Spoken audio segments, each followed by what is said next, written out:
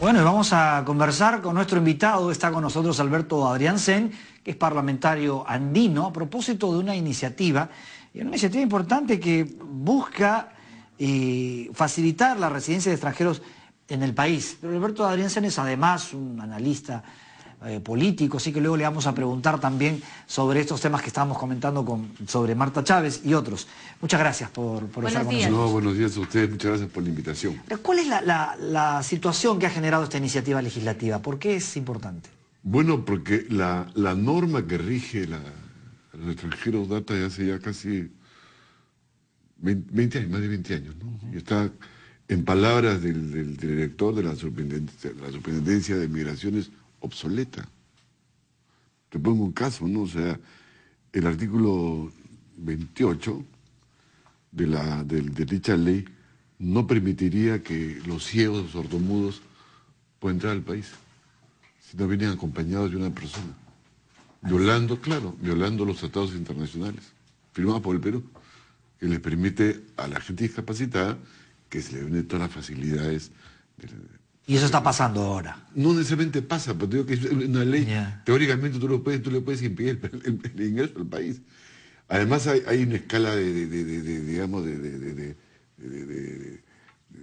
migraciones migratorias, 7, 8, que es un enredo, ¿no es cierto? Y además es absurdo que tú para cambiar tu estatus migratorio tengas que salir del país y regresar. Y regresar, pero lo tienen que hacer muchos ahora, lamentablemente. Claro, entonces hay que cambiar esa ley para facilitar, desde mi punto de vista, una mejor relación con la gente. Eso se viene haciendo hace mucho tiempo. Sí, la PCM ha creado una comisión de trabajo que dirige el doctor Potosén. Nosotros hemos presentado un proyecto de ley que hemos trabajado junto con la Defensoría y la Comisión de Juristas para justamente modernizar la ley y cambiarla. Sí, porque se tenía la idea de que aquí todos los extranjeros podrían llegar, a diferencia de nosotros los latinos, que vamos a otros países y todas las dificultades que hay. Se decía que acá todos los extranjeros llegan. El problema es que para residir y tener trabajo. Así es. No es cierto, o sea, porque primero el Perú no es exactamente un país de grandes flujos migratorios. Tú no estás frente a la realidad chilena, que tiene cerca de 200.000 peruanos, ¿no es cierto? O a la realidad argentina, que tiene creo que 1 millón de paraguayos, cientos de miles de bolivianos. Buenos Aires es la primera ciudad en el mundo con peruanos. Hay más de 300.000 peruanos en Buenos Aires. ¿Y aquí cuál es nuestra realidad? Aquí no, o sea, que acá han llegado creo que 50.000, digamos, sumando chilenos, argentinos, brasileños, norteamericanos. ¿En los últimos años? Sí, claro, el año pasado. Se calcula que este año van a llegar 60.000 más o menos aproximadamente. O sea, no somos un país receptor, gran receptor. Pero lo que es cierto es que el tema migratorio es un tema contemporáneo. O sea, las migraciones van a seguir, la gente va a seguir viajando pese a muchos factores. Entonces, esta llegada a esos 60.000 que se calcula podrían llegar este año y que además parece que es 10%, 11% más que el año pasado. En muchos casos gente para trabajar. Algunos peruanos podrían decir, bueno, nos vienen a quitar el trabajo, hay que hacer algo para que eso no sea ocurriendo. ¿Es una cosa que para usted es atendible o no? Bueno, de hecho siempre ese tipo de migraciones genera ese tipo de reacciones. Yo he leído las respuestas que ustedes ayer provocaron en el debate en la página web que ustedes sacan. Y en realidad lo que hay que pensar es que debemos de tratar bien a los extranjeros si queremos que nos traten bien en el extranjero. Nosotros nos quejamos de ella, no, que los peruanos, el trabajo. Bueno, hay 3,5 millones de peruanos fuera del país. ¿No es cierto? Hay 500.000 en España, cerca de 900.000 en Estados Unidos, cerca de 1 millón en Europa, 500.000 entre Chile y Argentina.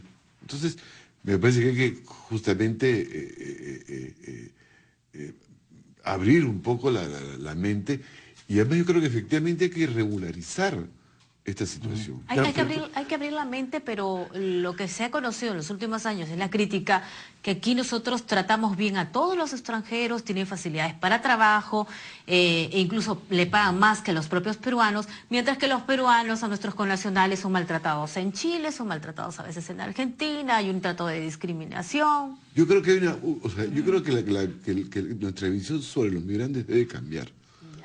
De hecho, hay maltratos, en fin, como también acá hay maltratos de los... Nosotros nos maltratamos mucho entre los peruanos, esto es de paso, ¿no?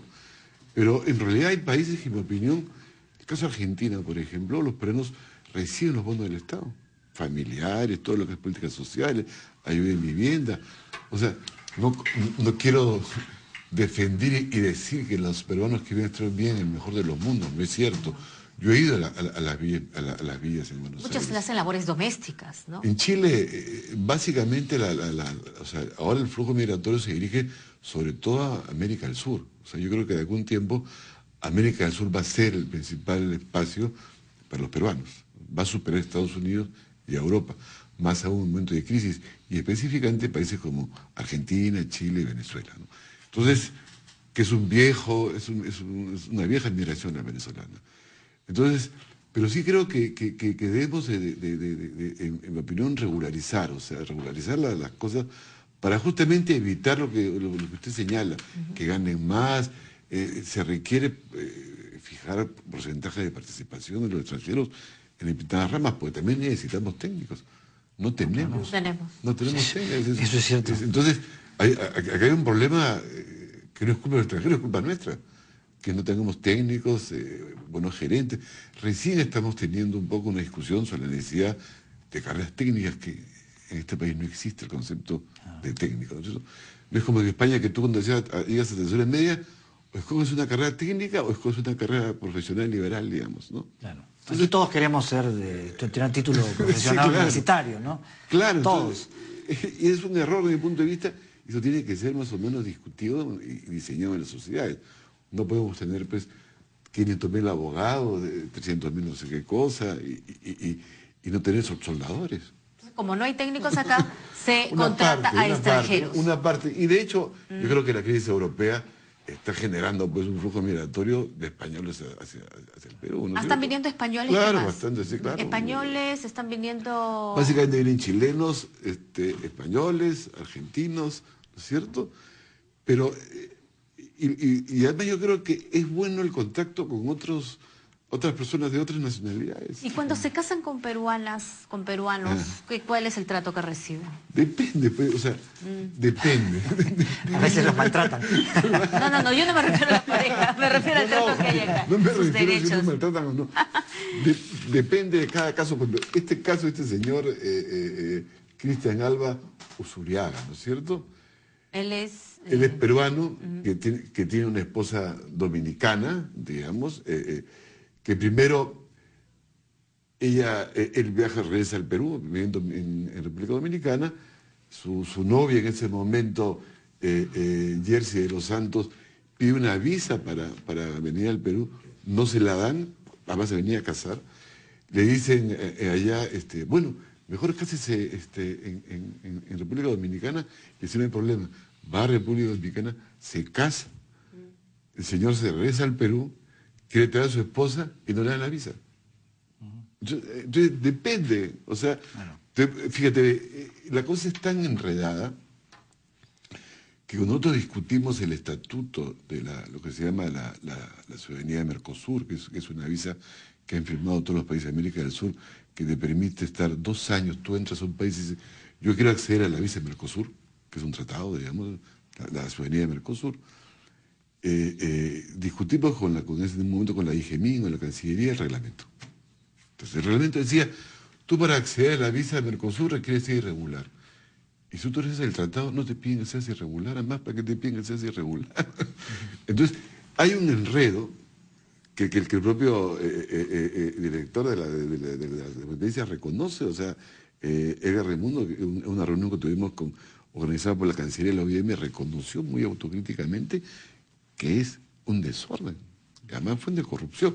Entonces se requiere una ley que organice mejor la llegada de los extranjeros, ¿no? Bueno, pasemos a otro tema. Hablemos de lo que estábamos viendo hace un momento, de Marta Chávez. Ya, ¿qué le parece a usted toda esta reacción? Yo quisiera dar un testimonio de parte, ¿no es cierto? Porque yo fui asesor del presidente Paniagua, que creó la Comisión de la Verdad. Yo estuve en la creación de la Comisión de la Verdad. Yo discutí con los militares las normas. O sea, yo hablo con conocimiento de causa, como se dice. Y quiero decir que la señora Marta Chávez miente descaradamente. ¿En qué miente? Por ejemplo, ella ha dicho en el programa de hace 2 días que Javier Churliza se reunió con Abimael Guzmán y que prácticamente Guzmán diseñó la Comisión de la Verdad. Es una falsedad, o sea, es una mentira gigantesca. Está faltando absolutamente la ¿Por qué verdad. está faltando? ¿No fue? No fue así. No, pero sí fue a la base. Pero no tiene nada que ver con la Comisión de la Verdad. O sea, yo te puedo contar cómo fue de acuerdo, la creación pero de fue a la base. Sí, pero eso que tiene que ver con la creación de la Comisión de la Verdad. Y que tendría que demostrar. Yo te puedo contar cómo fue la creación de la Comisión de la Verdad. En qué momento el presidente Prema me dijo para crear la Comisión de la Verdad. Y en qué momento discutimos los nombres. ¿Quién propuso los nombres? Esos nombres se propusieron inicialmente por el presidente Paniagua y el que habla. Después fueron enriquecidos con los nombres que eran los ministros. Fueron 46 personas que fueron votadas en un consejo de ministros. Yo estuve presente en la votación. La ampliación con la incorporación de representantes de ONGs fue posterior. Esa no fue en Paniagua, fue con Toledo. Porque yo tenía, ¿No claro, yo tenía la clara conciencia que en este asunto de la CBR no deberían participar, por ejemplo, los familiares de las víctimas, los militares, obviamente los senderistas, y tampoco los organismos de derechos humanos, porque eran parte de la historia, ¿no es cierto? Ahora, ella plantea revisar el informe, que se conozcan los gastos y los contratos que han habido. Pero es que ella, en mi opinión, miente descaradamente. Miente descaradamente y daña la imagen del presidente Paniagua, que quiero decir acá públicamente que él inicialmente que era muy reacio a la Comisión de la CBR. Y que finalmente la crea. Y la crea y tiene la valentía, y hay que reconocerle la valentía, de que la CBR investiga del año 1980, que es durante el presidente Belaunde. Ahora, lo cierto es que desde la presentación del informe no hay reconciliación y siguen habiendo cuestionamientos. Bueno, pero es que bueno, así es los consensos. Fíjate, no quiero poner un ejemplo igual. Los franceses, ¿no? Dice François Furet, que es un historiador francés, después de un siglo se pusieron de acuerdo sobre el significado de la Revolución Francesa. ¿No es cierto? O sea, estos son hechos tan traumáticos, ¿no? Aquí estamos hablando... O está la anécdota de Chun Lai, que le preguntaron cuál es su opinión de la Revolución Francesa y dijo, todavía es muy pronto para dar una opinión. Claro. O sea, entonces, las sociedades, como dice Max Hernández, esta sociedad tiene poca digestión, tiene una ínfima capacidad de digestión. O sea, no se debe reconocer más allá del número de muertos, se fueron 70.000, 35.000, que a mí me parece una mezquindad discutir el número de víctimas, que el 75% eran quechohablantes, campesinos, ¿no es cierto? Entonces, evidentemente, estamos frente a, en mi opinión, un personaje que yo he sido amiga de Marta Chávez en la universidad, ha estudiado conmigo en la Universidad de la Católica, que no tiene límites.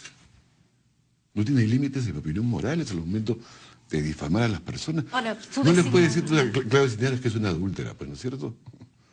O sea, eso es lo que le he dicho. O sea, me parece indignante que una política te lleva a un nivel, en mi opinión, de barbarie. Hay que frenar ese tipo de cosas. Y esa designación como presidente de este subgrupo de coordinación de derechos humanos, ¿de qué manera afecta? Porque hay algunos que señalan, bueno, ella tiene una gran cantidad de personas que la apoyan, que han votado por ella para que llegue al Congreso, representa la voz de un grupo que critica el informe. Pero yo creo que la política tiene que ser sensata, ¿no es cierto? Razonable. Tú no puedes poner a una persona que te genera tal grado de polarización. Porque ¿quién pierde el Congreso? O sea, quien pierde esa designación, más allá de que ha sacado 50.000, 100.000 votos, no sé cuántos ha sacado ella, te genera un ambiente de esta naturaleza. Bueno, ¿a quién afecta? Bueno, en primer lugar a Marta Chávez, al fujimorismo, al apismo que votó por ella. Pero finalmente la gente dice, como ahí gritaban en Plaza San Martín, cerremos el Congreso, ¿no es cierto? ¿No? Pero tampoco es dable que, por ejemplo, la pongan a Marta Chávez pongan su rostro como el cuerpo de una rata. Eso le parece, viniendo defensores de los derechos humanos... O amenazas contra su familia, ¿no? ¿Le parece, digamos, algo que se tendría que aceptar en democracia? Yo lamento eso. Pero lo que te quiero decir, hay que evitar ese tipo de situaciones. ¿No es cierto? Hay que evitarlas. Porque si tú ves la entrevista que le hizo esta chica Leiva a Marta Chávez, sinceramente yo estoy indignado por la cantidad de mentiras porque yo sí conozco cómo se creó la Comisión de la Verdad. Pero en algo coincide con Marta Chávez, ¿no? Usted ha dicho que estaba en contra de que se incorporen a la Comisión de la Verdad familiares de los terroristas, los militares y los miembros de las ONGs porque eran parte. Así es. Al final eso ocurrió. Yo sí, pero es un problema Pero es una razón que ella también menciona para cuestionar el resultado. Pero no puede decir que el 90% era marxista-leninista, que en realidad fue para enriquecerse la Comisión de la Verdad, que está llena de eso es otro tema, pero la incorporación de estos miembros pudo haber condicionado... De un solo miembro. Un solo miembro. De un solo miembro. O sea que tampoco estemos hablando de todos los miembros, ¿no es cierto? Seamos responsables y seamos razonables en la discusión. Entonces no pueden venir acá a decir el 90% de la marxista leninista que se han enriquecido. Bueno, había varios que han militado en izquierda, ¿no? Pero fíjate, sí, ya, Tapia. Tapia, yo te recomiendo que se lea, porque está en la historia, cuál es su relación con Sendero de polémica. Del año 68 Humán lo criticaba a Tapia. Pero Marta Chávez ha dicho izquierda, marxista, leninista, etcétera. Y bueno, ahí es algo que tú demuestres que el señor Tapia o el señor de Gregori ha participado en la fila de Sendero Luminoso, ha puesto bombas, ha participado en los asesinatos. A Tapia, donde trabajaba, el Sendero le puso una bomba en el año 92. Entonces, pero yo me no reunía... les ha dicho terroristas, pues. Les ha dicho marxistas, leninistas, no les ha dicho terroristas. Terroristas. ¿Acaso es un pecado? Como ella puede ser fujimorista, ¿acaso es un pecado mortal, original, venial? Cada uno es libre de pensar como quiere, dicho sea. ¿Y qué hacemos con la gente que votó por Marta Chávez? Es decir, ¿la vetamos porque no puede aceptar asumir ningún cargo? Yo creo que Marta Chávez, a comer le hace daño en primer lugar que con Fujimori. Es un problema de ellas, digamos. Y te genera un ambiente, desde mi punto de vista, que polariza, que te genera un ambiente, efectivamente, hoy día van a ser las ratas, mañana puede ser cualquier otra cosa, ¿no es cierto? En sentido simbólico de la palabra, ¿no? Yo te pido que le dan daño. Pero tenemos que evitar ese tipo de situaciones, porque además ella tiene que controlarse. Ahora, el que ella, ¿a usted le molesta? ¿Por qué le molesta cuando ella Porque dice, miente. voy a revisar, deberíamos revisar el informe de la Comisión de la Verdad? Los supuestos y que se conozcan todos los gastos de la CBR, y contratos que se han más hecho de importante ONGs. que yo conozco a la gente de la CBR. Conozco al padre Gastón Garatea desde que tengo 10 años. Porque yo soy la Recoleta. Y decirle al padre Gastón sin requisición me parece una injuria, una difamación y una calumnia. Y es probablemente sea como usted y dice. Yo te quiero pedir acá que los parlamentarios revisen su inmunidad parlamentaria. Se la quiten, porque no pueden estar difamando a la gente, escudándose en la inmunidad parlamentaria. ¿Quitarle la inmunidad? Claro. Porque no puede ser que estos políticos, en mi opinión, utilicen su inmunidad para ofender, injuriar, difamar y mentir. Y creo que es fundamental, porque todos somos iguales ante la ley. De acuerdo, pero eso, por ejemplo, que se resuelva porque es una congresista iracunda, que insulta y etcétera, vayan, denuncien a la Comisión de Ética. Pero a lo que ella dice, y me parece que tiene razón, no hay motivo para sacarla de una comisión, porque tiene los mismos derechos que los otros parlamentarios. Es que no es un problema solamente formal, es un problema político. Los políticos deben ser razonables en su relación con la sociedad. Pero a un congresista usted le puede pedir que sean razonables. Mire sí, lo que pasa. Bueno, pues está bien. Todos. Está bien. O sea, yo creo que estamos viendo una etapa de una profunda decadencia moral en el país, ¿no? Y política, ¿no? Lo simbólico desde el punto de vista es este personaje que es cuadrapléjico, ¿cómo se llama? El congresista de silla de ruedas. Urtecho. Urtecho. Que tú crees es cuadrapléjico, pobrecito, ¿no es cierto? Y de repente resulta pues un semidelincuente, ¿no es cierto? O el caso de Chicote, para poner en términos sociológicos. Chicote es un personaje que intentó matar a un alcalde por corrupto, ¿no es cierto? Chicote quería participar en las elecciones municipales, ha participado, ha querido ser presidente, ha creado un partido y de repente enloquece y quiere matar a un alcalde porque el juez es corrupto. Esa es la expresión de la crisis. Chicote no es, como ha dicho el ministro, producto de una nueva delincuencia política. Chicote es un desequilibrado. Pero desequilibrado en un contexto en la gente pero está harto de estos políticos que mienten. Ya el tiempo se está terminando, Sí. de designación de Marta Chávez. Algunos dicen que se ha sobredimensionado porque el grupo que encabeza ella no va a tener mucho poder. Realmente solamente va a dar alguna Pero es claro que el recomendación. objetivo del Fujimorismo es desprestigiar a la CBR para prestigiar a Fujimori. Es clarísimo que es un objetivo Para beneficiar a político. Fujimori. Por supuesto. Es clarísimo que quieren lavar a Fujimori. Yo conozco cómo cayó Fujimori. Yo me enteré un día antes que se cae en Japón. Por información de los propios fujimoristas. Entonces, y usted que ha combatido el fujimorismo, etcétera, ¿qué piensa de los ministros y de los funcionarios hoy conocidos que trabajaron para la intervención del Poder Judicial? Yo tengo una opinión contraria, ¿no? ¿Cuál es su opinión? No me parece correcto que tú hayas trabajado para el fujimorismo. Yo no trabajé para el fujimorismo. Yo trabajaba para el Congreso. Era asesor de la bancada de la... El Congreso es otra cosa. Pero quienes lo hicieron, digamos, están descalificados para trabajar, para ser ministros. Yo creo que tienen que pedir, dar una explicación. Fíjate, el 5 de abril del año 2001, el presidente Paniagua se reunió con los militares. Los militares sacaron un comunicado autocrítico sobre el golpe de Estado del año 92. ¿No es cierto? Y aceptaron la Comisión de la Verdad.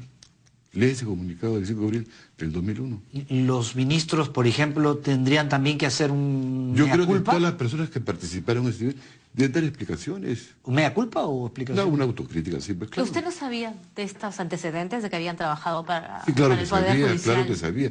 Porque yo creo que en política hay que ser, digamos, transparente, ¿no es cierto? O sea, yo tengo una visión muy crítica del fujimorismo, muy crítica, porque lo conozco de cerca. Pero Muy todos crítica. los congresistas fujimoristas están desprestigiados porque ahora se quiere sacar también al congresista Díaz Dios de la Comisión de Ética.